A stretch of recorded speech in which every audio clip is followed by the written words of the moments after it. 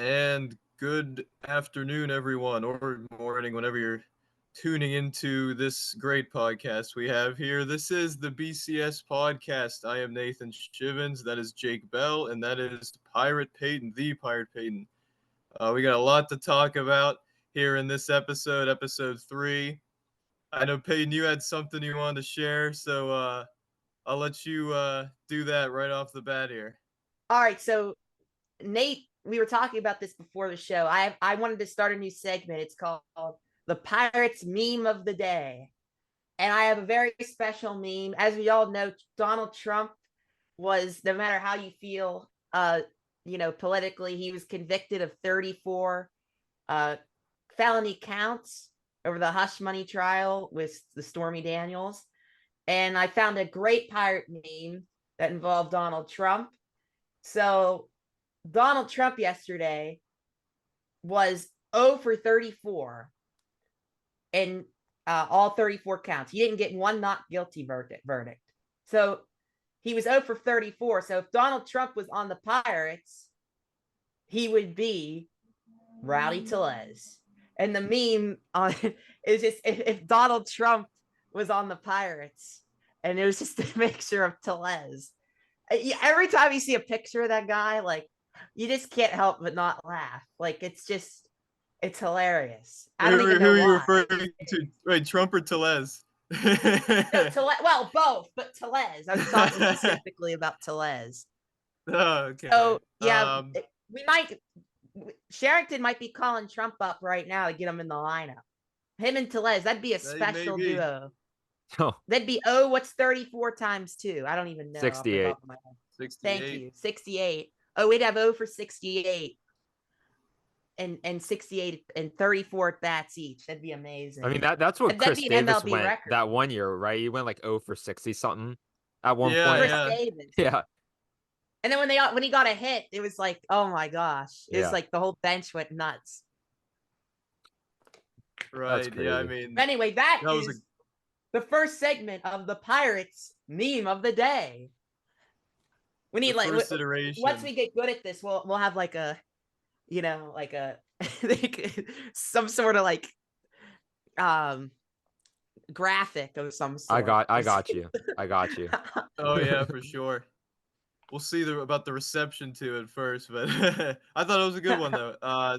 Speaking of Pirates, let's just dive into the Pirates season so far. Right now they are 26-30 as we are recording this, and they've played basically 500 for a little while now. Obviously, Paul Skenes, Jared Jones, Mitch Keller, even Bailey Falter have been lighting the world on fire here. The offense, while getting better, is still not producing where you want them to be. But there are some bright spots, and I think that's kind of what we wanted to talk about here to start, namely Nick Gonzales. So I guess, Jake, we'll start off with you. What do you think Nick Gonzales has brought to the Pirates thus far? I mean, he's been a real bright spot so far.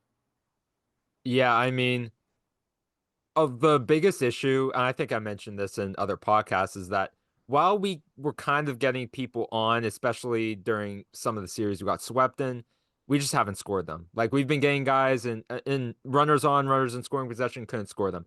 Nick Gonzales is bringing these guys in. I mean, he's averaging an RBI a game. I mean, he's just been absolutely productive. And the swing and miss is still an issue. But he still has just too good of a bat. And, you know, I really like what I've been seeing from him. I mean, he's been a big reason why we've at least been a competent offense. So I can't complain. And it seems like the adjustments he made in the offseason have been working. From what I was told, he made a lot of them.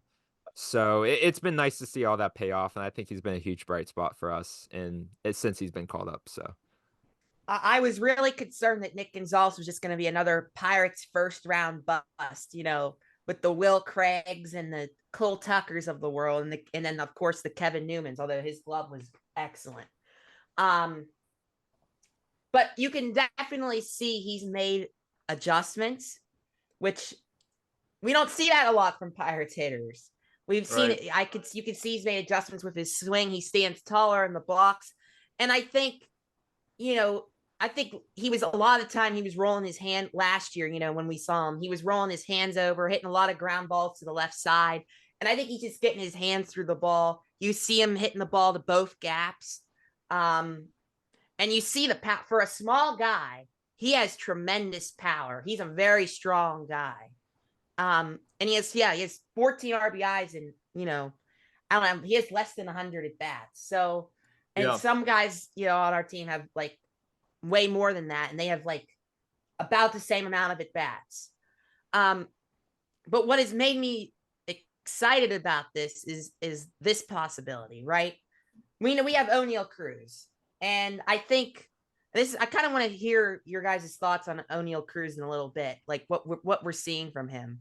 But we know Oneil Cruz, him being at shortstop is not working defensively. It's not. He has the arm, he has great range, whatever, but he makes way too many mistakes. He cost his team way too many runs. He cost our pitchers way too many pitches. You saw that with Skenes in Detroit. We won that game, but that could have been a ground ball double play. It was a one hopper. He should have had it. It was a tough play, but a good shortstop makes those plays, and he's just not a good defensive shortstop. So what I would like to see, and I had called this in the past, but now that we've seen Cruz at short, we know, okay, look, he's just not a very good defensive shortstop. So what I want to see Gonzales at second. This may be for next year, especially if we maybe get some new management who would actually open their eyes and see this. You have Gonzales at second. You have Liover Peguero, who I believe is going to be a really good major league player at short. And you move Oneil Cruz to one of the corner outfield spots. Now, it would take him some time to learn, but with his speed and his arm, Cruz is meant to be an outfielder. I really believe, like with his tools, that's where he would fit in the best. Shortstops have to be more fundamentally sound than what Oneil Cruz is. And you have Gonzales and Peguero up the middle. They've both been buddies through the minor leagues, and they're both, at least Gonzales is proving to be a good hitter. We'll see. We need to see more from Gonzales, of course.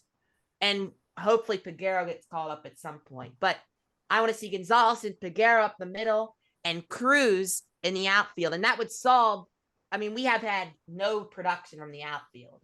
Jack Sawinski has been a disappointment. Michael A. Taylor was a quick signing, but he's not hitting the ball. And we need a quick fix, and that would do it. And they're obviously not going to do this in the middle of the season. And I don't think Derek Shelton or Ben Sherrington have the thought in their mind to even consider doing this. But that's something I'd like to see done in the future. And that is, with Nick Gonzales hitting the ball the way he is, I think it's definitely a possibility. Yeah, for sure. We've seen this be successful recently with Fernando Tatis moving from short to corner outfield, right field. And he's actually been a plus defender. It's crazy. I didn't think he would be. I knew he was a pretty good defender at short, but going to the corner outfield's a lot different. But he's been really good in the outfield defensively. Something like that going into next year, maybe a confident organization might do that. Unfortunately, we haven't seen that from this organization, any sort of competency. We hope to see it, obviously, but for sure, I like that with Gonzales at second, Peguero at short, obviously giving him a chance. He's just kind of stuck in the minors right now. We just have a lot of position players that we're trying to give some time to that are in the minors, that are struggling in the majors. Andy Haynes, potentially, we know why, but the Gonzales it's really surprised me because I thought he was just going to come up and Andy Haynes would get to him, and he would start Not taking yet. pitches. Not yet. I don't want to speak too soon, but I've seen a lot. The bat speed has always been there with Gonzales, obviously, and he's cut down on his strikeouts for sure, and that was the big problem going into the season with Gonzales. I guess let's move to Paul Skenes too. He's been a revelation. We all kind of thought this would be the case, but you never know. The big leagues are different than the minor leagues, of course, and he's just been killing it. So what are your guys' thoughts on what Skenes has brought to the Pirates, and do you think this rotation can carry this team through the summer with a lackluster offense? If the Pirates are lucky enough to make the playoffs and they get to a wild card series, it's gonna be so tough to win game one against Paul Skenes. He he just doesn't mess around. I know sometimes he'll get behind early, like he'll usually throw a first pitch ball, but he's able to come back from that. A lot of pitchers aren't able to. They may they may not only lose control, but just getting behind, they may be forced to throw a pitch that might not be good, and it might get hit pretty well. So, but no, Skenes, I mean, he just has unbelievable stuff, and it's just really cool to see how quickly he's rose to the majors. I mean, we haven't seen this very often. Not even whenever we drafted Garrett Cole was he called up this fast. So, I mean, seeing what Paul Skenes has been able to do, I think it's been pretty incredible, especially because a year ago today he was pitching in college. So, Right. Paul Skenes is unlike anything we've ever seen before. And I remember they were talking on the Pirates broadcast. It's like, wow, Jared Jones is so good. How is Paul Skenes going to top that? How is Paul Skenes going to be? Because we keep saying Paul Skenes is the best pitcher in this organization, but how is he going to be better than Jared Jones? And after 4 starts, you can see, yeah, he's better than Jared Jones. And it's not just because of his stuff. We know his stuff is great. But the difference between him and Jared Jones right now is Paul Skenes, has the best stuff, arguably, obviously on the Pirates, some of the best stuff in baseball. But if you watch him, this guy paints the corners. He has the stuff of something we've never seen before, but he also paints like a Greg Maddux already. And, that Jared Jones, he's still working on that, being more careful of where he puts the ball, the spots he locates. And Paul Skenes is already a great locator, and his stuff is out of this world. And I think that's what separates him from most pitchers in the league right now. And as long as he stays healthy, this is the Pirates window. And back in 2013 through 15, right, it was like, okay, this is the Kutch window, right? And you don't really usually think of a pitcher to be like the face of the franchise and to be, okay, we're going to build around this player. But that's how special Paul Skenes is. He's the face of the franchise despite being a pitcher. That's how much of a big of effect he has. And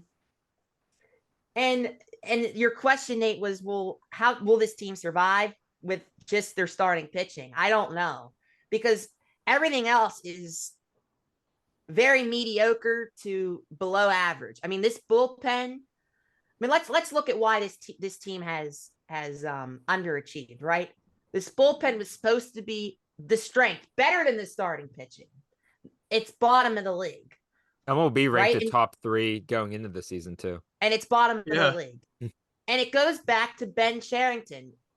And there's a couple of decisions he made this offseason that have negatively affected the bullpen and the offense. And that's why they've underachieved. You give Aroldis Chapman $10.5 million to be the setup man. You didn't need a setup man. Colin Holderman was a fine setup man. And in fact, he's been the best reliever on this team this year throughout the entirety of the season. Right? So you didn't really need Aroldis Chapman. You didn't need to spend, now 10.5 isn't a lot, but for the Pirates, that could have gone a lot of different places, right? You could have invested a little more in first base, right? And we've seen how that's been a disaster other than Connor Joe, Rowdy Tellez. So you have a Rowdy Tellez and a Aroldis Chapman. Both of those signings have caused a domino effect of the bullpen blowing games and the offense I'm not saying, Rowdy Tellez isn't the whole offense, but it certainly would have helped if we had a Carlos Santana, right? And I know he isn't having the best season, but it's better than what Tellez is doing. So those 2 decisions right there kind of just have made this team underachieve, and that falls on Cherington. There's a lot of season left. We're still hanging in there, but I don't really trust Shelton. I don't trust Cherington to have the sense of urgency.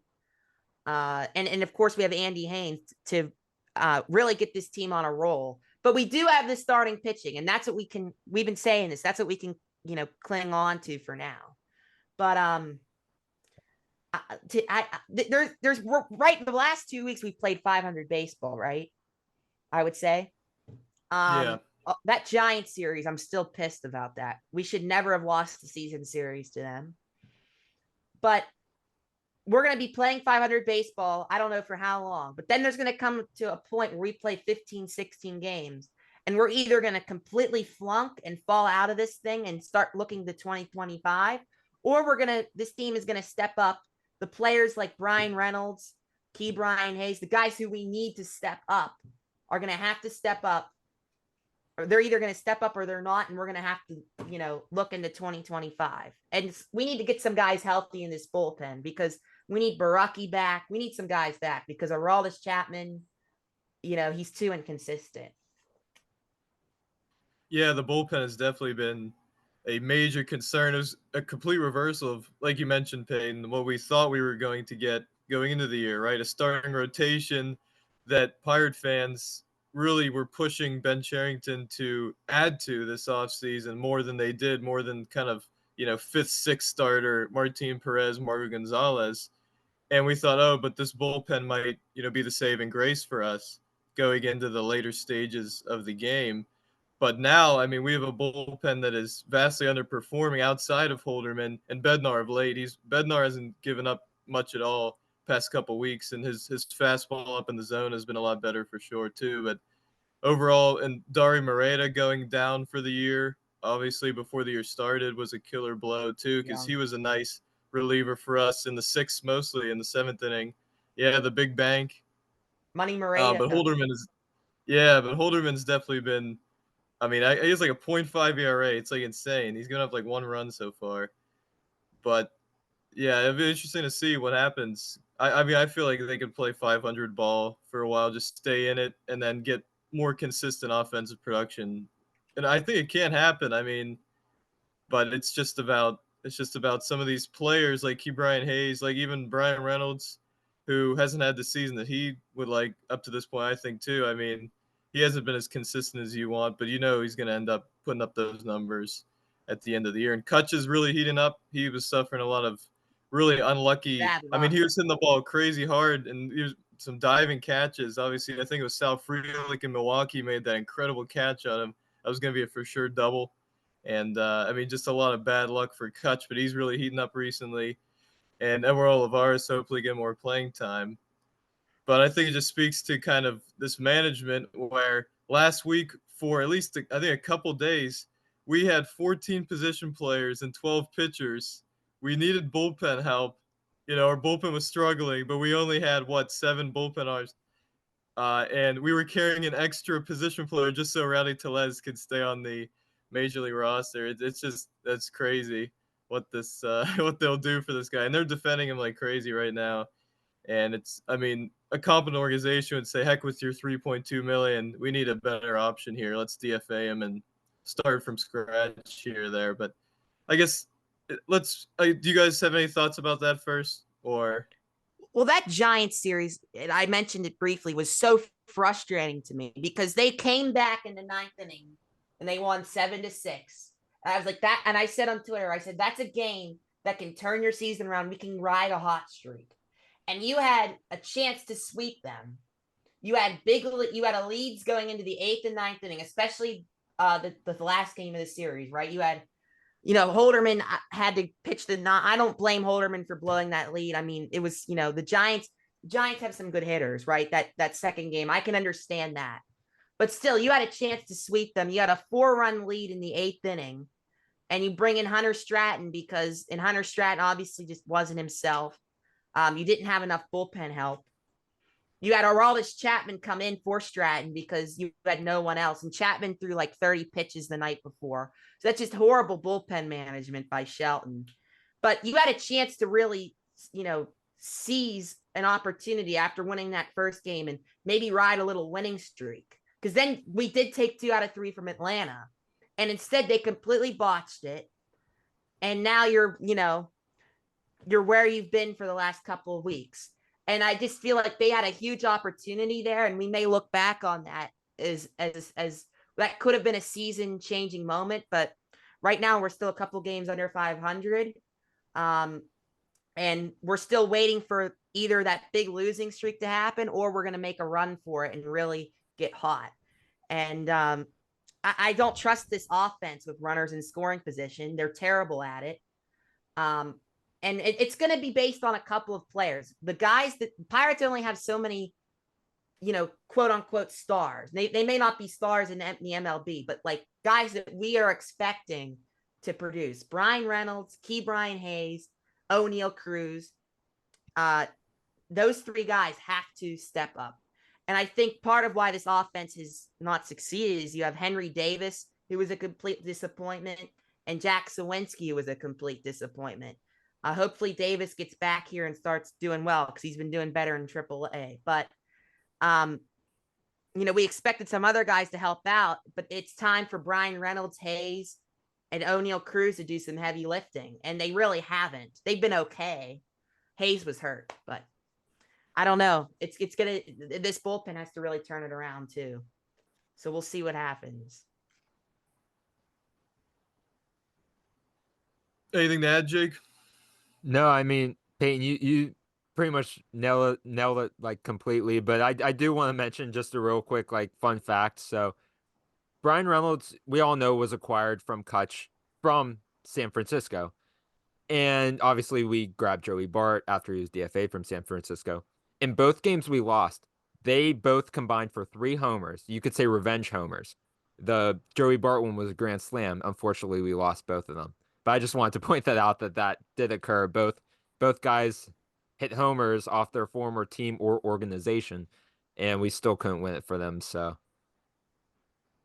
yeah, those are just. I agree with you, Peyton and Jake. I mean, those are crushing losses. Those were games where the pitching was excellent, right? Jones and Skenes, I believe it was, in those games, and you just need to protect the lead. One swing, right? Couple grand slams, and the bullpen couldn't do it. And it was, Holderman too in that 9th thing. Like he was like a strike away from, I think it was 2 outs and like a runner on first or something, and he was like a strike away, and it was just one pitch, and he was really good.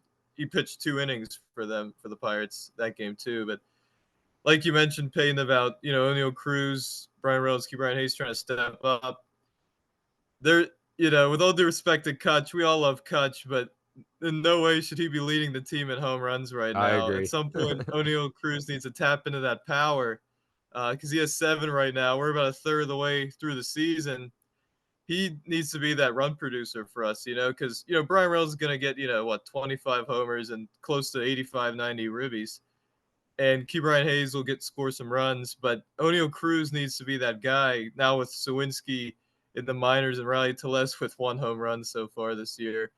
He needs to be that guy that can drive in runs and hit some homers, some balls out of the ballpark, because right now he's Elly De La Cruz without the stolen base.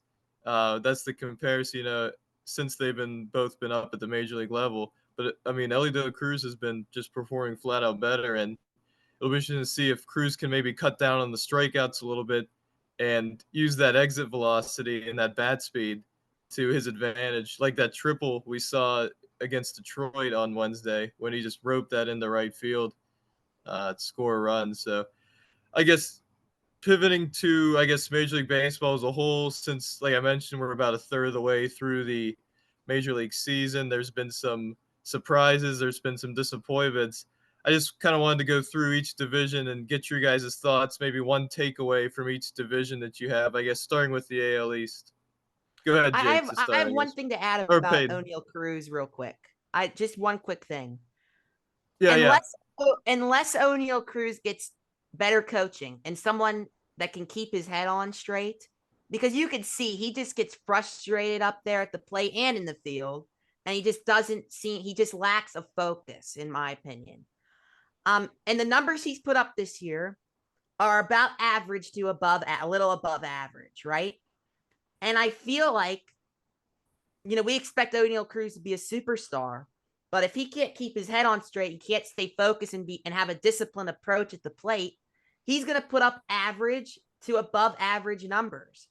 I just want to ask you guys, do you feel that unless Cruz gets the right coaching, that this is just kind of what he is?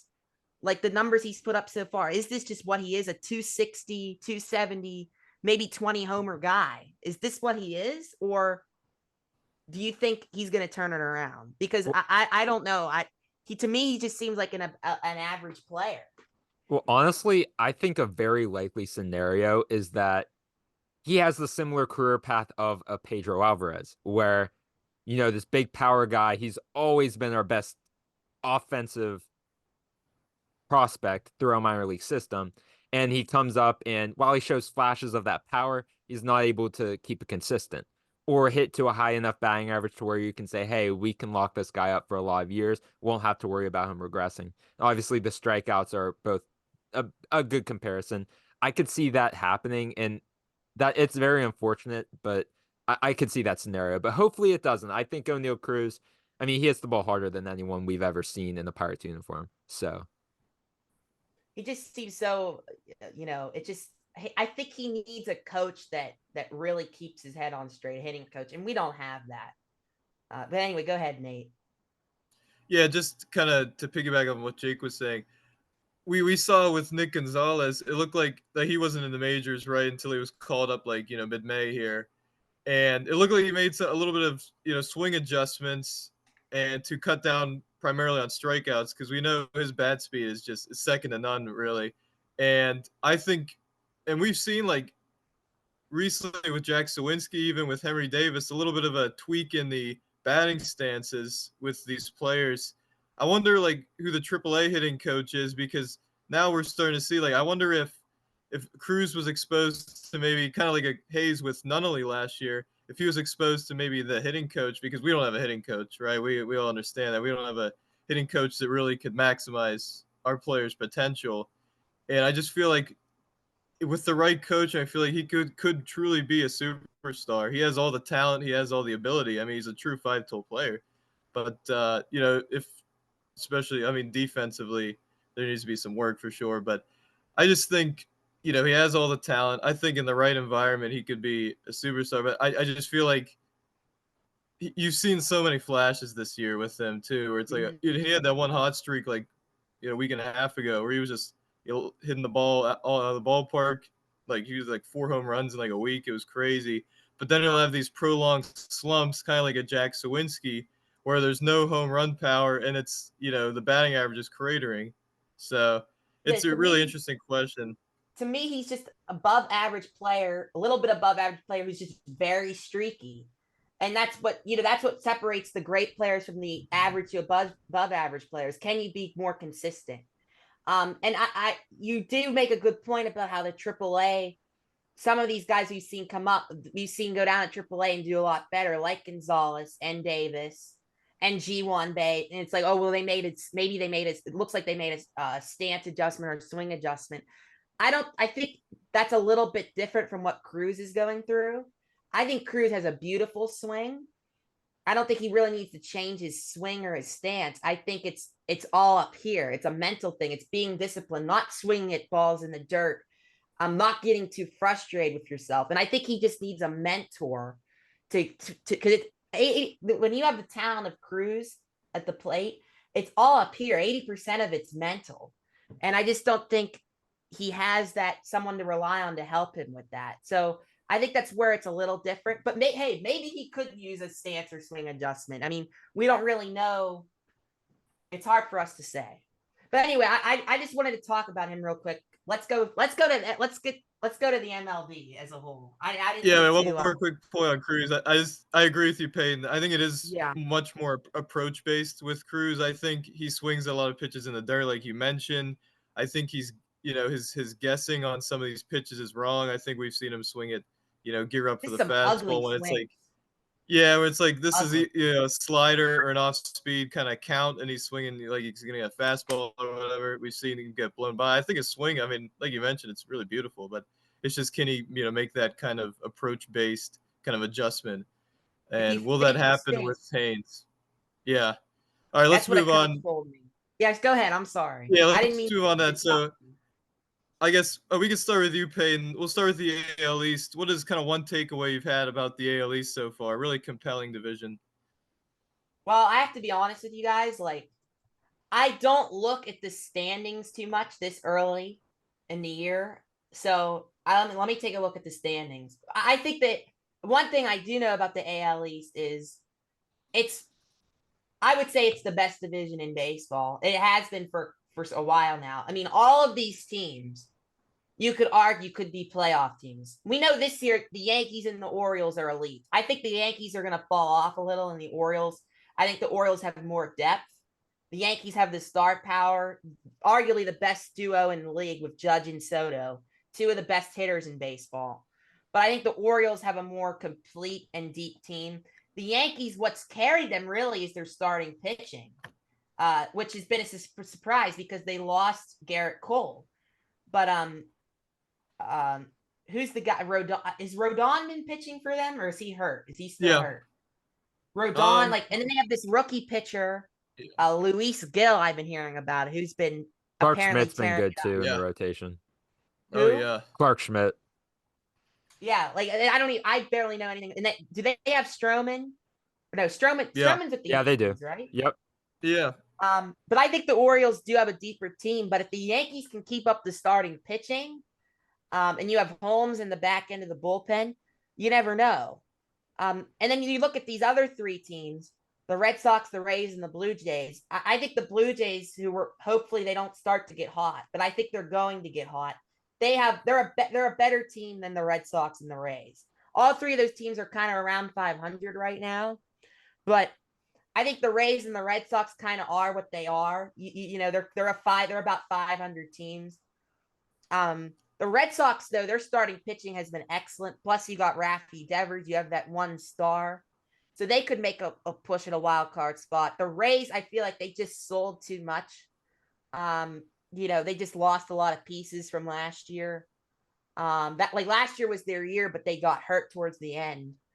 So I can't honestly see them finishing last in the division, but I think Toronto is going to make a run. Toronto has way too many good players. And if they don't make a run, I think there's a lot of pressure on them, because I think if they don't make a run, they might just start to rebuild and sell some of these guys. Vladdy Guerrero could be on the block. Bo Bichette. These are guys they're going to have to pay. Toronto's they're kind of a medium market. So they might start invest in the farm system and start a rebuild. But I just feel like there's too much talent there. You look at the three pitchers the Pirates faced this weekend: Bassett, Barrios, and Kikuchi, all really good pitchers. There's just Toronto, to me, should be a wild card team. And if not, they were this close last year to making it. And I feel like they have to do it this year, or else they might have to start doing some rebuilding up in Canada. Yeah, I mean, for the AL East, my biggest takeaway is that, unfortunately, I think the Rays are no longer the really good small market team. I mean, I know their starting pitching has been injured like crazy, like Drew Rasmussen, Jeffrey Springs, Shane McClanahan, like all these guys that were very productive for them, all hurt. Now you lose Glass now as well. Obviously, Wander Franco was the guy that you thought was going to be a superstar for years to come. Unfortunately, that's not going to be the case. And unfortunately for the Rays, they just don't have anyone that can really be a superstar. And even with Randy Arozarena struggling, I mean, he can't be your best hitter. Like, I'm sorry. And as much as I love the Rays, I love what they do year in and year out with acquiring sneaky guys that become really good. They need stardom to compete in that division with how good the Yankees have been, with how much of success the Orioles rebuild has been so far. And like you said, Peyton, the Blue Jays are still a good team. And the Red Sox are always going to be up there with their payroll. It's going to be too tough on them to rely on all these guys that are good but not great. And we see that all the time. And unfortunately, I think it's catching up to them. And I think baseball starting not only to figure them out, but a lot of these small market teams are now able to adjust. So it's tough for them. But that's my biggest takeaway from the AL East is kind of the Rays. They're not going to be a bad team, but it's just their fall from absolute grace, being a 95+ win team every year. So. Yeah, I was almost going to be with you, but in recent years, I've counted the Rays out, and it's kind of cost me, come September. But my takeaway is the Red Sox had a really good start, obviously. Their starting rotation, you look at the names, but then you look at the ERA, and you're like, what's happening here? I don't think it's sustainable at all. I think they're going to fall off. In May, they have like a negative 17 run differential or something. I just don't see it with, and their offense is diminished as well. But my main takeaway is, I mean, I was completely wrong on the Yankees. I thought they were going to, I don't know, maybe it's just my spite for the Yankees. I was just kind of maybe hoping they would have a similar kind of 500 season. But I still think when it matters most, they're going to strike out too much in the playoffs. That's what's happened to them. They have too much home run, strikeout, walk, 3 true outcomes, and I just think it's going to hurt them in October. But my biggest takeaway is the Blue Jays. You guys touched on it. I mean, I picked them to win the AL East this year, and it's just not happening so far. The starting rotation, it looks to be a top 5, unit in baseball. And Bassett's struggled. Gossman hasn't been the same. If his splitter's not working, he's very hittable. Barrios has been really good for sure, but I just think, and their offense has been. I looked at the offensive statistics currently of the Pirates. They're virtually the same. It's crazy. Their offense with Bo Bichette's really struggled. Vlad Jr. has not been anywhere near a few years ago, and he was second to Ohtani in the AL MVP voting. And Springer, you're not getting much out of him. It's just really troubling for the Blue Jays, who, I mean, several years ago, you saw these great prospects, the sons of former major leaguers or whatever, relatives of major leaguers. You're like, oh, this could be a sustained kind of window of potential championships for the Blue Jays. And we're in year whatever now, and 26 and 29, and you're looking at potentially, there's rumors about trading Vlad Jr., trading Bo Bichette. I just think something needs to change for the Blue Jays, or else major changes will be afoot. My prediction, though, Toronto is going to get hot, and they're gonna make a push for a wild card spot. There's a lot of season left, and hey, to this weekend's the perfect weekend. You're playing the Pirates. Okay, I guess now we can pivot to the AL Central, which has probably been the most surprising division and the best division in baseball so far this year. What do you guys think about the AL Central division so far?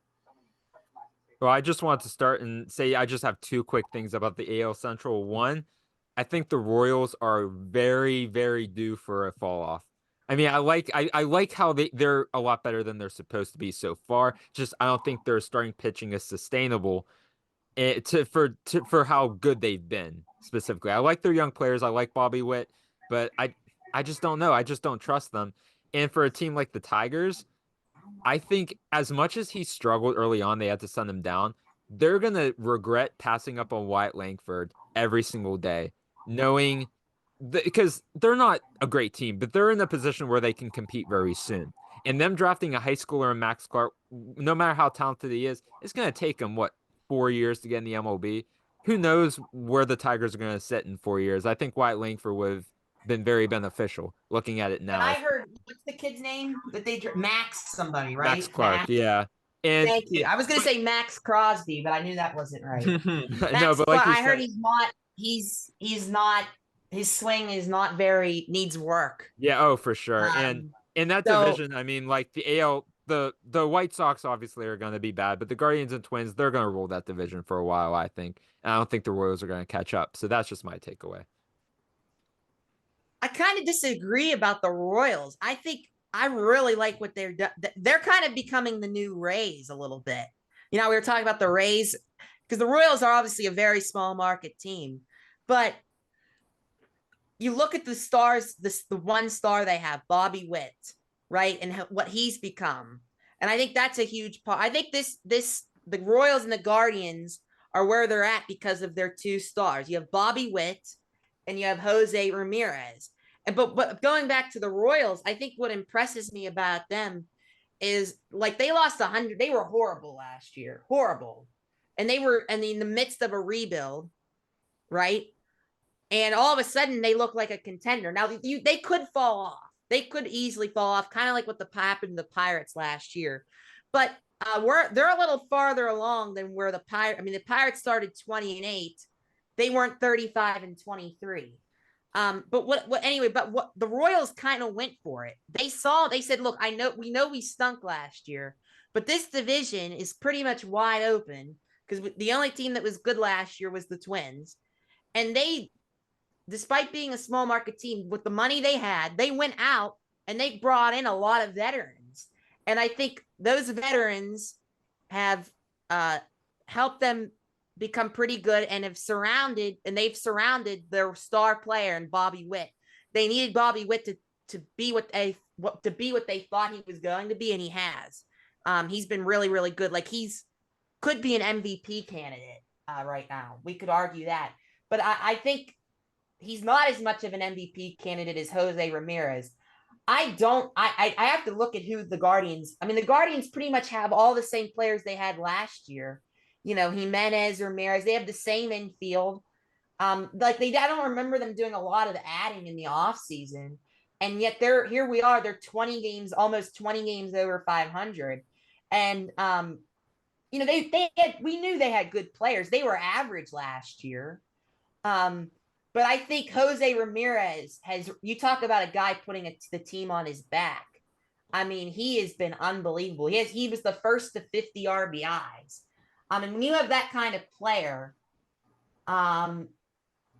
you could do special things. But I think this division, I wouldn't count out, like, Cleveland and Kansas City, like, they have those 2-star players, but I don't really know, much about the rest of their team. So I could see both of those teams falling off, like you said, Jake, but they really do have those star players.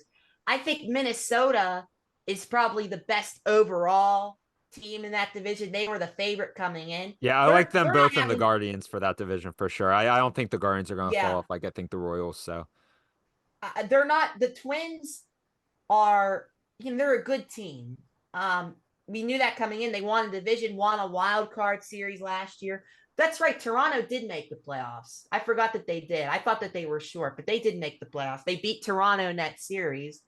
They're 6 games over 5. They've been streaky this year, but like, you'd think them being 6 over 500 would have them in first place in this division, but they're 6 games out. I mean, the AL Central has been a joke for a while, but every team is 500 or better in that division except for the White Sox, who are a complete disaster. Which is crazy because coming into last year, everyone thought they were going to be really good, and now they're in complete rebuild mode. So it's crazy how things can turn. Yeah, I feel like the Royals and Guardians are very similar teams, where there's that one superstar you guys mentioned, an excellent pitching. I think the Royals did make some shrewd offseason moves, right? Getting Seth Lugo, getting Michael Walker to kind of stabilize that rotation. I think both of them are going to regress. I think the Twins eventually do in this division. I just don't see it. I mean, the Guardians had the same exact roster last year and went like 77 and 85, something like that last year. Right. I just don't see it. I think their pitching, I know they're always really good pitching. I just think it's going to they just have so many young guys right now. I don't know how they sustain it, but I mean, they've shown they can, so it wouldn't surprise me. But the White Sox, I do want to touch on the White Sox just because they've been historically bad. I saw through like a third of the season, they were on pace to have the worst run differential of all time. So, I mean, and there's been some really bad run differential. It's like on pace like minus 380 or something like that, which is just worse than last year's A's team by a lot. And it's crazy to think, like you mentioned, Peyton, a couple of years ago, they beat the A's in that wild card series. What was that? Was that 2020? I think it was 2020. And since then, they've really underperformed. You thought they were going to be going up, and then the A's going down. The A's have gone way down, obviously, but the White Sox have gone way down with them. It's just kind of, if you're a White Sox fan, really frustrating how that's gone for them. But yeah, I think the Royals, yeah, I really liked what they did in the offseason for sure. Their lineup is literally, it's Bobby Witt, right? Salvador Perez has been excellent this season, hitting 320 and driving in a lot of runs. And Pasquantino and Michael Garcia have driven in a lot of runs. But other than that, like the bottom of the lineup is like pathetic. This is kind of crazy, but they're like somehow driving in runs. It's just, they're just kind of piecing it together offensively and then with excellent pitching. I think they're going to regress, but I think they could end up 500 or so, which is a great accomplishment after winning 55 or 56 games last year, for sure. I think the Royals, I think one of those two teams, either the Royals or Guardians, are going to fall off, and the other is probably going to get a playoff spot or come close. I think there's a better chance that it's Cleveland than Kansas City because, like you said, it's the same roster as last year, and yet they're 18 games over 500, where Kansas City added. So, but you have Jose Ramirez, so you can't count them out. And you guys mentioned Seth Lugo. What a story that is! Like, he's literally a Cy Young candidate right now. He was for a few years there, he was just a reliever. Then he goes to the Padres last year, had a 1.2 WHIP and a 3.57 ERA. I'm looking at his numbers now. And this year, he's a Cy Young candidate. It's amazing. He's turned into a quality starting pitcher, and this year he's been better than quality. So that's really impressive. What a find by the Royals, really. Yeah, for sure. I mean, he has like 9 wins already. He's like 9-1 with He's like a 1.70 9-1. ERA. It's Wow. crazy. Yeah.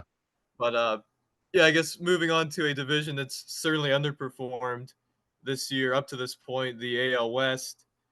With you knew the A's were going to be bad. They've been a little bit better for sure. The Angels are stuck being the Angels, unfortunately, but the Astros really started slow too, and the defending champion Rangers. So, what do you guys think about the American League West so far? Well, I think a team like the Mariners right now is benefiting big time from the Astros having a really slow start. Obviously, they've picked stuff up, and the Rangers are going to be close to the top of that division. They won the World Series last year. I mean, even if they have a slight hangover, they're gonna be a competitive team. But with the Mariners, I love their pitching. I love how they're finally a team that can develop young guys. We've seen so many stretches where guys like Justin Smoke, Dustin Ackley, all these guys that were highly touted coming into Seattle, and they just haven't done anything. I really like how they've been able to develop these guys, especially on the pitching side. And I really think right now they need to take advantage of this division being weak right now. And even though they're not a team that makes a lot of moves in the offseason, we've seen that every single year, other than that Jesse Winker, Eugenio Suarez trade. They really don't do much in the offseason. So I think they're just really trusting their guys and trusting their young core, and I like that. But I want to see them make a big-time move at the deadline. They did it 2 years ago with Luis Castillo. I want to see that again. Maybe get a big-time hitter, right? Say the Blue Jays don't end up improving like we think they do. Vladimir Guerrero Jr. might be on the market, like you guys said. That would be a crazy addition for Seattle. Will that happen? I don't know. But I want to see them make big time moves. And obviously, the rest of the division is pretty self explanatory, like I said. But I want to see the Mariners do something. I mean, their fan base is due for a World Series big time. So.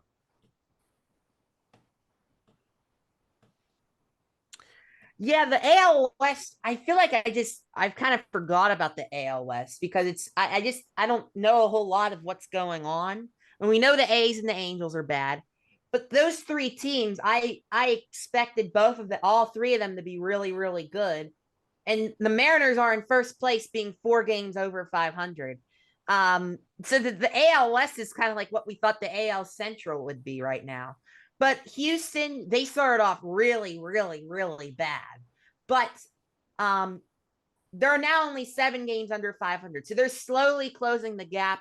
We know Houston, and I think losing Dusty Baker, I don't know who their manager is now, but losing Dusty Baker probably hurt them more than we thought, because Dusty Baker he brought them out of the whole cheating scandal, and then brought some what's the word, just some stability, thank you, to the team, and they won a World Series, and they almost made it last year. So I think the Astros, they're going to be in it. They have too many good players not to be in it. And their starting pitching was hurt in the beginning of the season. They're slowly getting healthy. Texas, I don't know what's going on there. They have too good of a team to be 27-29, but it's early, and being 27-29 isn't the worst thing, especially since the division has all started off slow. In Seattle, they'll be hanging in there. They're not a team that like wows you, but I agree with Jake. Like, they probably wouldn't, if they really want to go for it, they probably should. You have Julio Rodriguez while you have him. Who knows if they're going to be able to extend him? So that's kind of like how the Pirates have the Paul Skenes window. They have the Julio Well, Rodriguez. Julio Rodriguez window. signed a huge extension Oh, like did he a year sign an ago. extension? Yeah, a big time one. So he's going to Okay, be I locked did up not for a know that. decade. No, you're good. But still, the guy's he's young, but like you want to take advantage of his prime. So as long as they have him, they're always going to have a chance. And that's kind of like this is kind of a pattern now. Like these guys who have these star players who are elite, like their teams always have a chance. And that's what the Pirates like just never haven't really had. Like Brian Reynolds has been decent, but is he like an electrifying player? No. But yeah, that division, I think any one of those three teams could win it. And I could see all three of those teams making the playoffs too. Yeah, I think the big storyline, obviously, the Astros struggling, but they've kind of been a little bit better with some more health and just better performance overall by their stars. But I think the Mariners are really going to regret not getting a bigger lead in this division at this point of the season, just with the Rangers with all their injuries, the Astros with all their injuries and underperformance, and the Mariners sit here. What are they? Let's see, 3 games up on Texas. They have a negative run differential. Julio Rodriguez, he always has these. I mean, I'm not saying always. It's been only a few years, but it seems like the start of the year for him just really struggles the first couple months, and then is like an MVP candidate the rest of the year. And so hopefully, if you're a Mariners fan, that's coming for your team. You know, Julio Rodriguez playing, like we know he can. I agree, Jake. Their pitching is, I mean, it's excellent. I mean, every pitcher they bring up, like obviously there's Castillo, Kirby, Gilbert as their 1, 2, 3, and those two, Kirby and Gilbert, were brought up, through their system, obviously. And I know Brian Wu also, and then the other guy, I can't remember his name now. I mean, they just bring these guys up, and they're, they got 2 ERAs. It's like insane what they do with pitching. Just kind of like some of these other teams like Cleveland and like Tampa that we've seen, these kind of smaller market teams that are able to pinpoint an area where they can be successful. But I think in the end, I think Houston wins this division again. I don't know. I just like the Rays. I don't want to count them out, and they're the most talented team, I think. But if the Rangers get back to DeGrom and Scherzer pretty soon here, and they can stay healthy, I think there's no way the Rangers don't win that division. I just don't know if DeGrom Man, can I keep stay healthy forgetting about for any DeGrom. time. Like, when's he ever going to come back? If the Rangers, like, if their pitchers stay healthy, their rotation is top 3. Oh, I yeah, think. absolutely. You just look at the guys they have. So. And yeah, definitely, you refreshed me about the Mariners rotation. I mean, that is their strength for sure. Yeah. All right, moving on to the National League right now, where the best team in baseball, it seems right now, resides on the other side of Pennsylvania, Philadelphia. The Phillies have been playing great baseball recently. A bit of a rough patch, kind of just like 500 the past week, but before that, they were just playing excellent, beating up on the teams you're supposed to win against. And that division now, with Ronald Acuna Jr. going down in that game on Sunday, that division looks like Philly might actually win it. We've seen them being the wild card team out of the NL East the past few years, and then go deeper and beat the Braves head to head and have more postseason success. But what do you guys think about the NL East, and obviously the Mets underperforming yet again? Well, I do want to touch on, even though obviously the Braves and the Phillies are going to be a top, I want to touch on the Mets. I think they need to rebuild big time, and they need to rebuild the right way. I don't want to see them spending $200 million on a 30-year-old free agent next offseason. I don't want to see that. I want to see them find a young core that they can build around and then spend. It seems like they've been trying to fix what should have been rebuilt by spending money on a bunch of players. Like, I know they won over 100 games in 2022, but like, I know there's some instances like, as much as Lindor is nowhere near the issue for the Mets, did they really need to get him at the time? I don't know.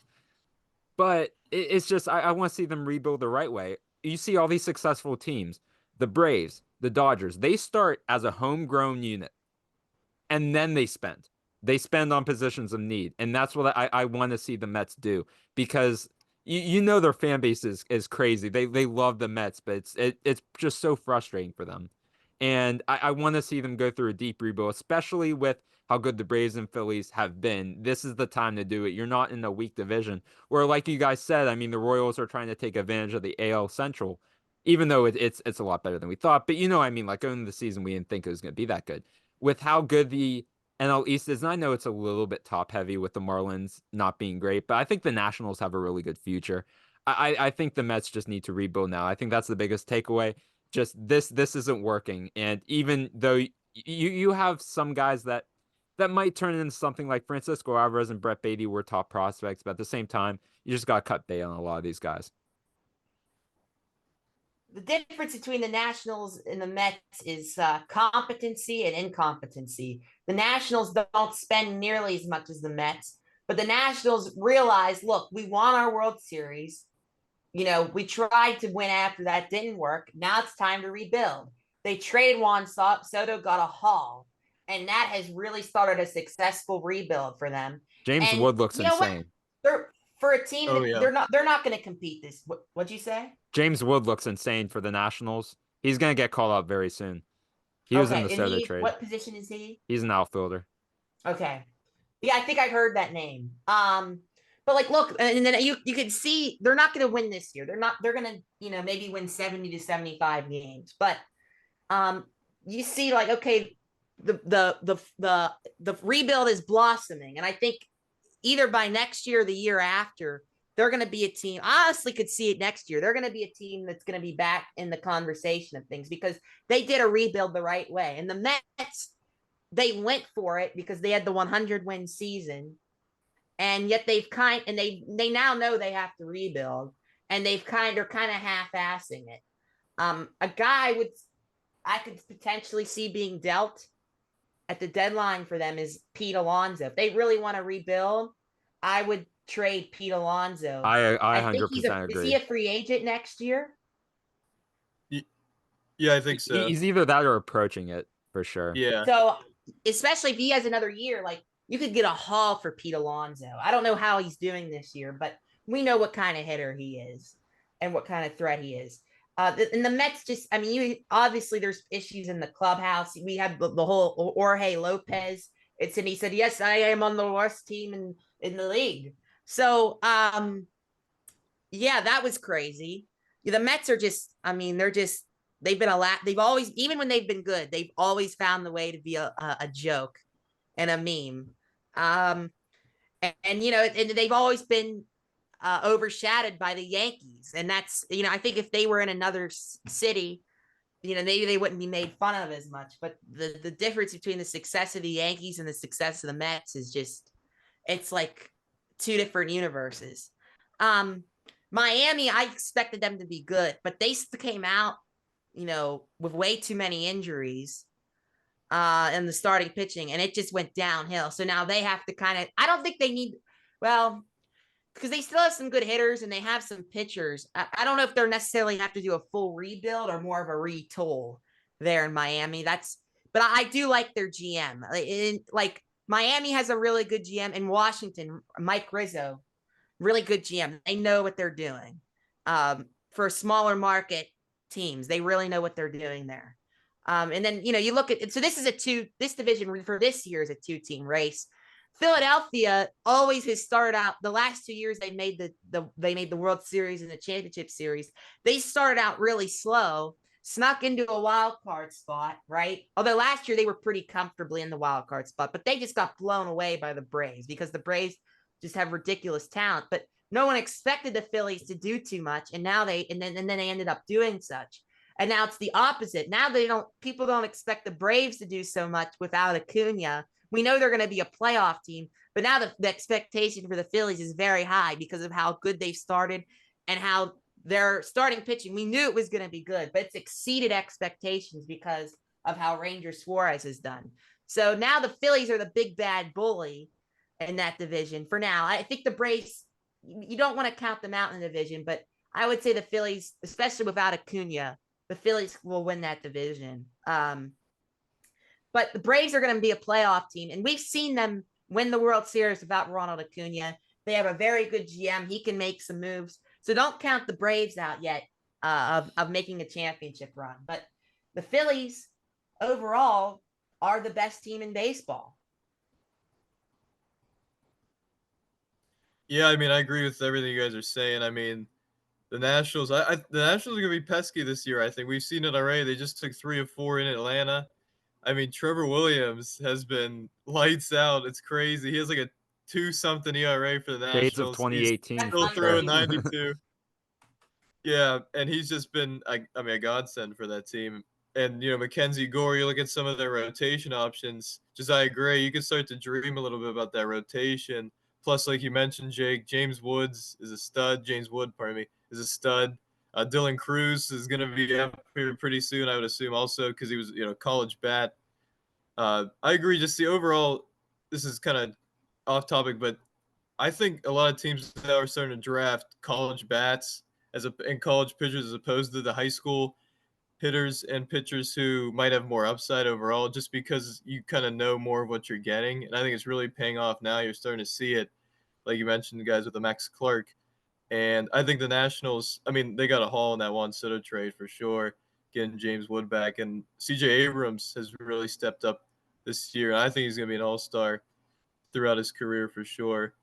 But yeah, the Mets, just a mess. The Phillies, it's kind of World Series or bust now, kind of new expectations for them over the past couple of years and with this hot start this year. Moving to our division, the National League Central, where the Brewers, I think, I for one counted them out this year. They are proving that they are not going away easily. They did something the Pirates couldn't fathom doing, actually spending money on a first baseman. I mean, what a concept. And so they are first, running away with the division as it stands right now. Cubs been struggling recently. Cardinals were struggling, kind of ascending now. Pirates, we had talked about them obviously, and the Reds have underperformed. So, what do you guys think about the National League Central to this point? Well, I'm not going to touch too much on the Pirates just because we've gone over them. But one thing I also want to say, another team that I think needs to go through a deep rebuild, and that's the Cardinals. I mean, I first I liked what they were doing. They had glaring needs at third base and first base. They grabbed arguably the two best guys they could grab in Goldschmidt and Arenado. But at the same time, they just refused to address this pitching staff. I mean, they've been relying for a couple years on a 38-year-old Adam Wainwright and a Miles Mikolas that had one really good year for them. And while Sonny Gray has been really good, it's still not fixed at all. And it sucks to say this while the division is wide open that a team needs to go through a rebuild. That's not what you want to hear. You kind of want to plan it to where the division's weak while you're about to be a competitive team, just so it's easier on yourself to win that division and make a playoff spot. For the Cardinals, I mean, they weren't good last year. I don't see them making the playoffs, even though they haven't been awful, right? I just don't see them making the playoffs. And but the thing about that is the first things you say is, hey, trade Goldschmidt and Arenado. There's only a select teams you can do that because of their contract, especially with Paul Goldschmidt because he hasn't been that great. Arenado has been good, but you're limiting yourself to a few teams that are going to be able to afford that contract, right? I mean, not that they would trade in division anyway, but there's no way the Pirates are going to be able to take on Arenado, even if they find out they have a need at that position. Even though, I mean, I don't think they're going to trade for a third baseman. But you know what I mean? I mean, the Cardinals are just in a weird spot, but they just need to find any way possible to start the rebuild now just because, I mean, I'm not the biggest fan of the Brewers, but they're not a bad team. The Cubs are going to be competitive. The Reds and the Pirates are on the up and coming. It's just going to be tough for them. The Cardinals remind me of other franchises in other sports, specifically the Penguins in the NHL, our Pittsburgh Penguins, and the Patriots of recent years. Both of those teams, until the Patriots completely fell off last year, were have just been mediocre, right? They have a few star players still, but they are just in the middle. It kind of like what the Steelers have been. Like they're just like they have these winning cultures, right? And they've had so much success and so much glory in the past. And that winning culture kind of sets them back, and that like they kind of just find ways to hang in there, and that kind of sets them back from doing a full rebuild and doing what they need to do to actually be a true contender. And I feel like the Cardinals, like you look at what they've done, they've won 8 of their last 10 and they're 500 and they're second place in the division. I mean, no one would have thought that. I mean, they could, by the end of the weekend, they could easily fall to 4th. It's really close right now. But St. Louis, they just kind of find ways to hang around. And I feel like that's why it's going to be tough for them. And especially with the Arenado and Goldschmidt contracts, they're going to kind of hang around, be mediocre, kind of maybe have a chance to, sneak into a playoff spot possibly with some of the players they have. But I mean, but they can't really fully rebuild because of that winning culture, because of past success. They kind of can't get out of that. And they don't really have the pieces to make big trades and to sell. So the Cardinals, I feel like, are going to be stuck in mediocrity. But I mean, if you're a Cardinals fan, it isn't the worst thing because they were awful last year and it was looking like they were going to be awful again. But hey, they're starting to get hot. They're under a new manager. When the Cardinals make these manager changes, sometimes things have gone well for them in the past. We've seen that with, Mike Matheny and then Mike Schilt, right? They made the wild card the one year. But yeah, then you look at the rest of the division. The Brewers, we didn't expect anything from them, but they have some young players. Their pitching has been strong despite losing Corbin Burns. And Brandon Woodruff isn't coming back till next year. Their starting pitching has been strong. And I feel like they are a team that is just riding this motivation of they're just playing angry. Craig Counsell left them, went to their biggest rival, the Cubs. And I think the whole fan base, and it's spread into the clubhouse to the team, kind of just has this fire in their belly. And they are just playing with it. I mean, and they've taken control of this division. They have a 5-game lead. That we don't know if they'll win the division. They may fall off, but right now they're the team to beat.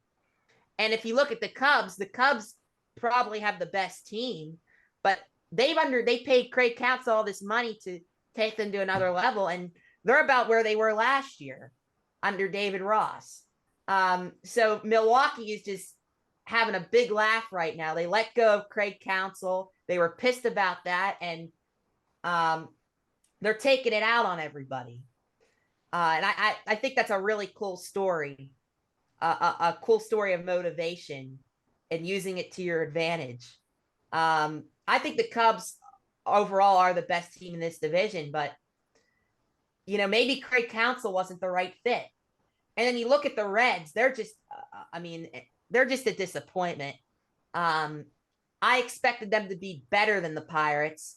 I expected the Pirates to kind of be what the Reds were last year, and for the Reds to take a step up from where they were last year. And for both teams, I don't know if that's the case, especially the Reds. I mean, they're 7 games under. They have Ellie De La Cruz, but he's on and off. So I would, with the pitching that the Reds have, I expected them to really step up, but I'm not really sure what's going on in Cincinnati. Can't wrap my head around that. Yeah, I just want to say I agree with you guys. The Brewers, I think it's going to be really close at the end. I'm not sure who's going to win this division. I just know it's not going to be the Cardinals. I know they've been on a hot streak, but that pitching is not going to carry this team. I mean, Sonny Gray's a very good one, obviously, but I mean, he's 35 also. But you're relying on Lance Lynn, who's been very bad recently, right? You're relying on Kyle Gibson, he had that one good year at Texas, and he's never been lived up to his hype when he was first drafted. And what do you got? I mean, your Miles Michaelis, like you guys mentioned, he's pretty average star. I just don't see it with their rotation. I didn't see it going. I was confused by the strategy. It was like, oh, our pitching got so much better. You brought in guys who were worse statistically than the stars you had last year. I mean, I just don't see their pitching kind of sustaining this, and their bullpen's not great either. Ryan Helsley's pretty good, but he's been a little bit shaky recently. So I agree with you guys. It's gonna be. I mean, I still think the Reds could win this division. I know they're 7 games under, like you mentioned, but I just think they could still make a run with the talent they have. Their rotation's pretty underrated. I think it's anyone's guess who wins this division. Still, the Cubs could go on the run as well. So All right, moving to our final division here that we haven't touched on yet, the National League West. Obviously, going into the year, like every year, seemingly for the past decade, it's been the Dodgers, the presumptive favorite in the NL West, but the Diamondbacks obviously eliminating them in the playoffs last year. They made some nice additions this offseason. Giants and Padres weren't sure. We knew the Rockies were going nowhere, but what do you guys think about the NL West so far, if anything surprised you? Well, I mean, other than the Diamondbacks not being as good as we thought, just because they're the defending NL champs, nothing else is too surprising. I mean, the Dodgers, like you said, they've been rolling through the division for how long? The Padres, as much as they spend, they're still as mediocre as they were a decade ago, where they didn't spend as much. And the Giants have been mediocre for a long time, other than that random 100 win 2021 season. But with the Rockies, I have no idea what's going on in that entire organization. I mean, first off, they trade Arenado going into 2021 just to sign Chris Bryant to a big time contract the offseason after. Like, that's just weird. Like, I don't understand that at all. But not only that, but as much as I don't like saying, "Hey, let's fire this guy," because you have to think that this is a person. You can't. I don't want to say like. I just have a hard time Bud saying that. Black. Yeah, but Bud Black, I am shocked he's still the manager. It's not. I don't think he's awful. I don't think he's like this awful No, man. It just doesn't make sense for like. I don't. I don't know if he's good enough to go through a rebuild. And a he's manager been there like for him. like 15 years. It Yeah, feels like like. it just doesn't make sense. And I just don't know what they're doing. I mean, Nolan Jones last year was good. He was a very good find for the Rockies, but he started to struggle early on. And I know it's going to be difficult to find really good pitching because just playing in Colorado, that's not pitcher friendly, whether it's the atmosphere, whatever. Like it's just going to be tough to develop pitching, but it's just I don't know. I just don't know what they're doing. And it just baffles me that they're willing to be this bad without having any sort of plan. So I mean, I hate to say that. Like I wish Rockies fans the best. I mean, they made it to that World Series, but other than that, it's been tough on them. And with Clint Hurdle, which I think is pretty cool. But like, Clint. I love yeah, Clint. yeah, but it's just tough. I mean, I want to see them go through some sort of direction, and I don't think they're doing that. Like again, Chris Bryant, I don't understand that. Like, why invest so much money in a guy when you're supposedly rebuilding? That's why you trade Arenado in the first place. So yeah. Yeah, I agree. If you hit the Rockies thing spot on. I don't know what they've been doing. Like, what is like most teams? You can say, okay, we know what they're doing at least. I mean, the Pirates, we kind of know what they're doing, but at least they're somewhat competitive. Um, the Rockies are one of the weirdest teams organizations. And then where they play and cores, right? It's just like it's hard to pitch there. Like they've tried to get good pitchers, but then they get them and then it never works out. It's hard to pitch in Colorado. Um, yeah, the NL West is kind of one of the easier ones to break down. The Dodgers, we know they're ridiculous, right? So they're going to easily win that division. San Diego, San Diego is one of my favorite. I always root for them because they have so many fun players and they make these splash signings, and yet it just never seems to work out. I really thought 2 years ago they were going to go to the World Series. I thought that was their year, and then the Phillies ended up putting a stop to that. The losing Snell, I think their pitching has taken a hit this year. They're starting pitching. Obviously they have Hader, and their bullpen is okay. I think I'm not exactly sure, but I think their starting pitching that has really been affected. Hasn't been effective, and I think that's why they're kind of at 500. But the good news is for the Padres, last year they started off really, really bad, and they just never really found their footing. This year they're kind of 500, and I think with the talent they have, they could make a run, especially in that lineup. And if they can get Darvish and Musgrove and Dylan Cease, but they have Darvish and Dylan Cease. But if they can get those and Musgrove, they can get those three guys really going. I'm not sure how Darvish and Cease are doing this year, but from what I've heard, their starting pitching just hasn't clicked. I think once they get that going, the Padres could easily be a playoff team. I mean, you look at the NL. I mean, the NL East isn't that good. In the NL Central, is really up in the air. So I really like San Diego to possibly make a run. I say that all the time, and they let me down. But they have their lineup is really dangerous. The Giants, they did make some moves. I think they have some good starting pitching. I think they'll hang in there. But watching them against the Pirates, I don't think their lineup is all that special. Jorge Soler has been a big disappointment for them. I think the Giants are going to be, kind of mediocre. They're kind of like the Cardinals, like, they're kind of just there now. Like they have a winning culture. They've had past success, and they have a well-run organization, but it's just, there isn't really anything special there. And then Arizona, to wrap up, it comes down to one thing with Arizona. Now, Arizona, they were in a rebuild 2 years ago, and they kind of like what the Royals are doing. They came out of nowhere and had success, kind of fell off towards the end of the year, but snuck into that wild card spot. And then they made an unexpected run to the World Series. So that was kind of flukish. And it's looking to be proven that way. Although the Diamondbacks do really have a lot of young talent to build upon. But the reason why the Diamondbacks have, fallen from grace here, and they still got a chance. There's a lot of season left. But last year, kind of like how the Royals, Bobby Witt has stepped up and been their star player. That's how it was with Corbin Carroll, right? Corbin Carroll was NL Rookie of the Year. He was an absolute stud. He looked like a franchise cornerstone. And this year, he's been terrible. He's been terrible, and I saw something. His swing just is kind of out of whack right now. They've been pitching him in a specific location. He has not been able to hit just because his injury has been tampering his ability to hit. Does he have an injury concern? Yeah, it was a problem. I forget if it started last year, but he's hitting 190. Yeah. And for a small market team like Arizona, relying on that young star, and for as bad as he's been, that's why they're 25-31. I mean, you could, and baseball is a team game compared to other sports, but you look at the Guardians and the Royals, they don't have great teams, but they're close to, 15, 20 games over 500 because their star player is being a star. And Corbin Carroll has been the opposite of that.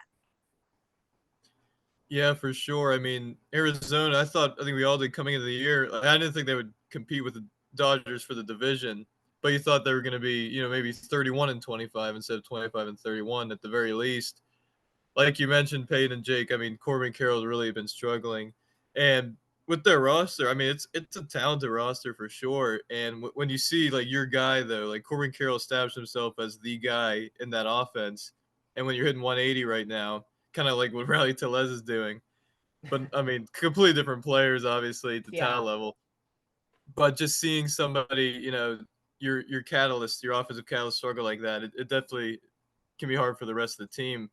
And I like the rotation. I think they'll turn around the Diamondbacks. I think they do make the playoffs in the end. But yeah, the Giants are fascinating. They made some really good moves, I thought, in the offseason at the end with Matt Chapman, with Blake Snell, and Jorge Soler earlier. I think Jorge Soler, he's kind of an off and on player. You never know what you're going to get with him. But he could hit like 50 homers, or he could, be hurt the whole year. But I think he'll kind of step up a little bit. Matt Chapman's been a guy, other than the couple years in Oakland, who's going to hit like 230, and he's going to have stellar defense. I think the Giants are going to be there to the end, like you guys mentioned too. The Padres have been decent. I think they've started better than I thought they were going to start, to be honest. I thought they would get out of the gate kind of slow, and they've been 500, and that's all you could ask for. The Dodgers have been a little bit beatable recently. They went on a 5-game losing streak just now, and a lot of people are bullish on them. And I know maybe I'm just being crazy, but I don't think it's going to be the year again. Maybe it's just kind of Yankees thing with me, where I just am hoping they don't do well. But their rotation, they always get hurt in the rotation. Can Glasnow stay healthy the whole year? Can Buehler stay healthy the whole year? I just think there's a lot of ifs with the rotation in the end, and obviously their offense is what ran dry in the playoffs last year, and it can't happen, the playoffs this year. It just can't happen with the players that they're throwing out there. But I just don't know if the pitching can hold up for them when it matters most. But it's certainly going to be interesting to see what the Dodgers do. It's obviously World Series or bust for them as well. that is the big key with the Dodgers. Can their starting pitching stay healthy? Because that was the problem for them last year. That's why they got swept by the Diamondbacks. Really, was their starting pitching, which is not there because of injuries. But they have their guys back. Is Kershaw should be coming back soon, right? Yeah, I think so. It feels think like he they gets said- injured he's every old, year, but though. Kershaw Yeah. keeps plugging away. The Dodgers, I don't mind if they don't win 100 games. Like, they should win 100 games. But hey, if they can win 95, I think they could easily win this division, winning 95 to 98 games. So I like, it's better to maybe not be as dominant in the regular season, so there isn't as much pressure on you in the playoffs, because we know what the potential of this team is. Yeah, they lost 5 in a row, and yet they're 14, 15 games over 500. So we don't really have to worry about the Dodgers in the regular season. It's, can they stay healthy and can they stay consistent heading into October? And the Giants, like you said, I don't want to be too repetitive, but they are interesting because you think they'd have the starting pitching, but lately they've been hot because their offense has had all these comeback wins. But yeah, I think the Giants starting pitching is pretty decent, but I don't buy into their lineup. Matt Chapman's going to be Matt Chapman, but other than that, it's just kind of eh. And I think the Padres overall are the better team there.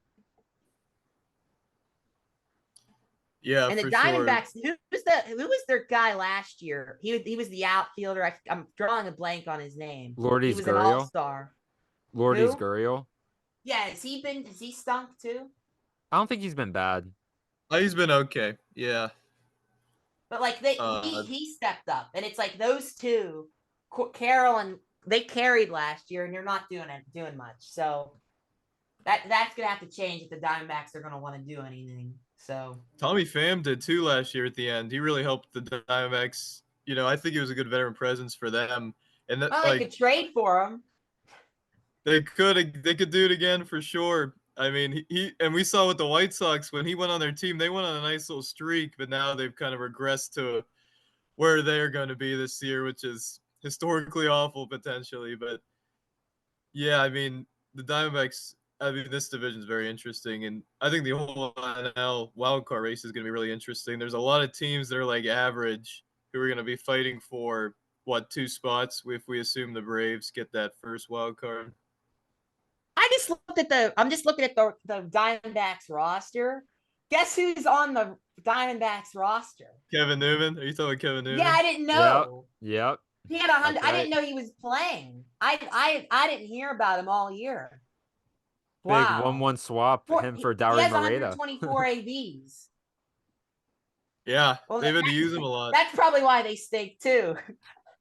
He's Kevin Newman kind of puts up Kevin Newman numbers. Like the last few years, he's kind of been the same. Like low power, like 250, 260. I mean, he hit 300 in 2019, but to be fair, everyone hit in 2019. That was a fluke. Right. Yeah. It was a fluke for everyone. I mean, Ketel Marte hit over 30 homers that year.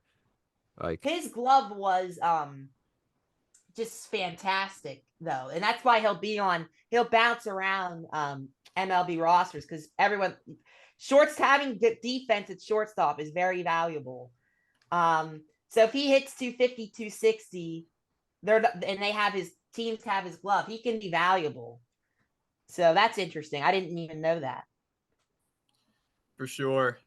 Yeah. We can move on. I guess Yeah, just a couple of quick stories to kind of wrap up this episode. Obviously, the big development this week in Major League Baseball, the stats from the Negro Leagues will now be part of the MLB stats.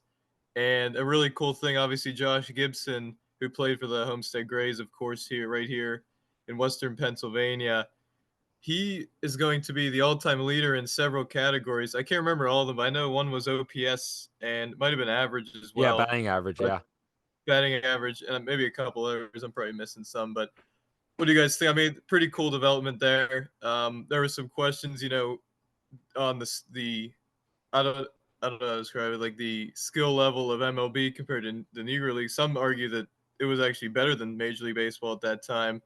But I think overall it's a good thing for the sport.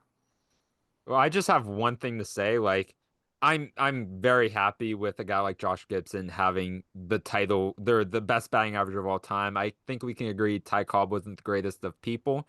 So it's cool to see someone that, assuming he You're was right. also that Gibson was a very good person, obviously a very good player. That's awesome to see. But here's another thing I want to see as well with the future now that this has opened up for a big time change in how we view stats. Let's make Sadaharu O from Japan the home run leader. That would be awesome. Wow. And it would end the controversy of Barry Bonds and the steroids about, oh, he doesn't deserve the home run. Now, Sadaharu O, he is this great player from Japan, 868 homers. Let's make him the home run champ. I think that would be awesome. That's interesting for sure. I mean, it's very compelling.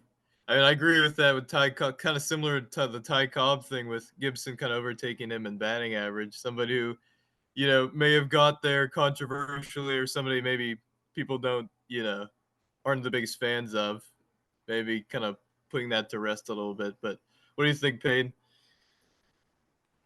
I'm taking a little bit of a different stance. I'm not a huge fan of this whole look, and I think it's with great intention what MLB is trying to do with this. I think it's great. I think Negro League players deserve to be honored, but I think it's one of those things where it's a good intention. It just didn't. To me, it just doesn't.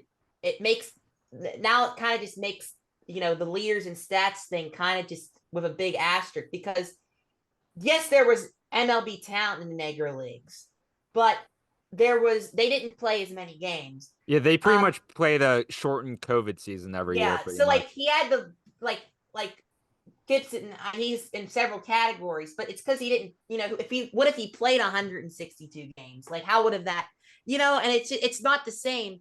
And I was gonna say something, I forget something what I was gonna say, but Mark Madden, who I don't necessarily care for, but he had a good article about this. Let me try and look it up here. I not a huge fan of this. I just feel like it was well intended, but it just kind of ruins the guys who actually played for many years and put in so much hard work and played 150 game seasons, and their stats are being overshadowed.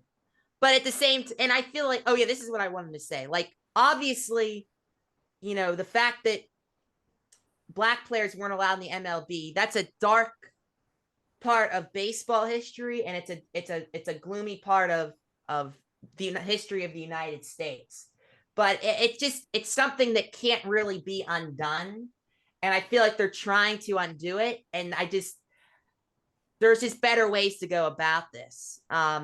It's something that you just have to accept as part of history, and it's something it's hard to accept, but trying to change history just seems out of touch to me. I see that for sure. Yeah, there were questions. I know Mark Madden was kind of opposed to them, and Paul Zeiss also with 93.7 The Fan. They were also kind of raising some questions about that. Also, kind of with the comparing it to like the NBA with the ABA. Like, would you then count the ABA stats in the NBA rulebooks then, or in the NBA stat sheet? Then it would change. Yeah, they're saying that Julius Erving would have been a top 5 player of all time if they put the ABA in as well, which is crazy. But I mean, he's awesome. Yeah. But... Right. Of course, Dr. J. And to counter argue what, it's not something like I'm so upset about. Like stats are stats. Like there isn't anything at stake really with, Josh Gibson being the leader in a bunch of categories. Like it doesn't really change anything. It's just numbers, right? So I don't think it's anything to be that upset about. I disagree with it, but at the same time, it's not anything we should be outraged about. It's nice that they're getting recognized. I disagree with how it's been going about. But if people are outraged by it, then they shouldn't be outraged by it is my point, my main point here, to counter argue what I had said previously. Yeah, definitely agree with you there. All right, and then I guess I know we're primarily a Pittsburgh sports podcast, but the NBA Finals are rolling around here in about a week or so, and it's between Dallas Mavericks, Boston Celtics. Some juicy storylines, obviously. Kristaps Porzingis playing against the Dallas Mavericks, a team that traded for him several years ago. Kyrie Irving playing against the Boston Celtics, the team that got him from the Cavs after he wanted out of Cleveland, then said he wanted to be a Celtic the rest of his career, and then wanted to get out of that too, went to Brooklyn, all that. So I know, basketball, we're not typically, basketball podcast, but what do you guys think? Any leaning either way in this matchup? I think it's going to be a really good series between the Mavs and the Celtics. I mean, like for one, both of these teams I think are very well structured as a team. You got the Mavericks who Luka's your guy. That's the guy you build around, but Kyrie Irving has proven that he's a very good number 2 option. It didn't work out with the Celtics, even though they were a good team while he was their best player. Obviously, they couldn't take that next step like they wanted to with how much they traded for him. But I like Kyrie Irving a lot as a number 2. I mean, not only is he a phenomenal scorer, but he knows his role. He's going to be a guy that's just a very good point guard, but he's not going to be too much of a ball dominant guy where he's not going to work with Luka. I think if you paired Russell Westbrook in with Luka, it's not going to work at all. Even if you have a really good Russell Westbrook from, I don't know, 2018, whenever. So like, I think they're very good and they have really good role players too. I mean, Derek Lively, he's been a huge addition at the center spot. And then you got the Celtics. I mean, Tatum and Brown, they're going to be hard to beat. And they also have some very good role players. I think Porzingis has been battling with injuries, if I'm not mistaken. Yeah. But you still have Derek White, who's a fantastic guard. So that you have a lot of options. I think that as much as it would be cool for the Celtics to win, I think the Mavericks are going to win just because I don't know. It's just the Celtics in these games. It's just they haven't had they just haven't been able to win. It's like if you go to the MLB, we see the Dodgers and the Yankees. They still have the top, but they can't do anything. It's more like the Astros winning it all. I could see the Mavericks making that jump, and I think this is Luka's year to win a championship and prove that he is one of the best players. If not, make the argument now he's the best player in the NBA. If Jokic and Antetokounmpo are up there, but I mean you can still make that argument if you want. I think it's the Mavericks' year. Well, I'm not the biggest NBA guy, but I have watched a little bit of the last 2 series because I had the Timberwolves. I did a little parlay with the Timberwolves and the Oilers winning it all, and that did not work. I really thought the Timberwolves were the deeper team than the Mavericks. No one really saw the Mavericks, because they have Luka and Kyrie, and then after that, it's like, okay, we're not really sure who they have. At least from my perspective. And Luka and Kyrie talk about it, guys putting the team on their backs. And they are right now, they are the 2 greatest closers in the league because in the playoffs, it's about how you do in the 4th quarter. And both of those guys have just been unbelievable in the 4th quarter. And that's why they are where they are. Now, this matchup between Dallas and Boston, in terms of the whole scale of the NBA, I think this is great for the league. This is one of the best finals matchups for the league in terms of ratings in a long, long time because you have Dallas, a huge, big market, and you have versus Boston, another big market. I think it's going to draw a lot of intrigue from the fans around the world and around the country. I think this will be one of the higher rated have one of the highest rating of the most recent NBA finals, maybe in the last, 5 to 10 years for sure. And you definitely have star power on both sides for sure with Jason Tatum and Jaylen Brown, and you have Kyrie Irving and Luka. And I know Mark Cuban is pretty much done with the Mavericks now, but you have to give him credit. Everyone was kind of like, huh, when he traded for Kyrie because Kyrie, he's had his issues in the past. It's like, is Luka and Kyrie going to work? Because Luka hasn't always worked with other guys they've paired him with, and it's worked out tremendously. Kyrie has just been locked in, and they've been a great pair. And so if they do win the championship, you got to give Mark Cuban his flowers for sure. To me, like I said, I don't know. I think Boston has the deeper team, but so I'd did say Minnesota. so too, yeah. So did Minnesota, and it didn't matter. They beat the shit out of Minnesota. But I do like the Mavs. I'd say they win in 6, and it's because of who the Celtics have had no adversity, because that Eastern Conference this year, the Eastern Conference has always been weaker, but this year it's been just god awful, especially with Antetokounmpo not being he was hurt, so the Bucks were out, right? That was probably their toughest competition, and he was out, right? And then the 76ers, they always blow it, right? So, they didn't really face anybody. And they won 65 games or whatever this year. Whereas the Mavs have had a much tougher pass. They've faced the toughest team in the toughest teams in the league. And I feel like, the Celtics are a record-breaking team in terms of how they've won and how dominant they've been. But I think if you put them in the Western Conference, they definitely wouldn't have been as good of a team. I'm not saying they're bad, but I don't think this. I think the Celtics are overhyped, and I think the Mavs are going to prove it. They're going to show, hey, the Western Conference, this is a different animal. And I think Luka and Kyrie are going to continue to be, they're going to be better fourth quarter closers than Jason Tatum and Jaylen Brown. And I think that's what it's going to come down to. And just the level of competition they've played going up to this point compared to what the Celtics have. Yeah, you made a great point, Peyton, about the Eastern Conference just being overall weaker due in large part to injuries, but also just, rosters. The West has been loaded for a while, certainly loaded this year. And if you look at this matchup, the pressure is all on Boston because this has been, I think it's year 7 with Jason Tatum. I think Jaylen Brown was the year before, if I'm not mistaken. But you're correct. Yeah, and you've had this nucleus here for several years. You have and now with Porzingis going to play, I think they say he's going to play. They said he would have played if the Pacers series went a little longer, but obviously Boston swept, so I assume Porzingis is going to be healthy.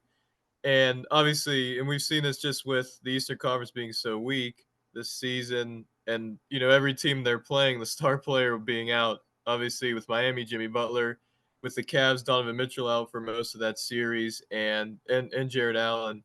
And Halliburton was out, right? Tyrese Halliburton as well. Yeah, so, Boston better win this championship. There's no pressure on Dallas because they have several years to go here. With obviously Luka's only 24. They have several years, and they got young players.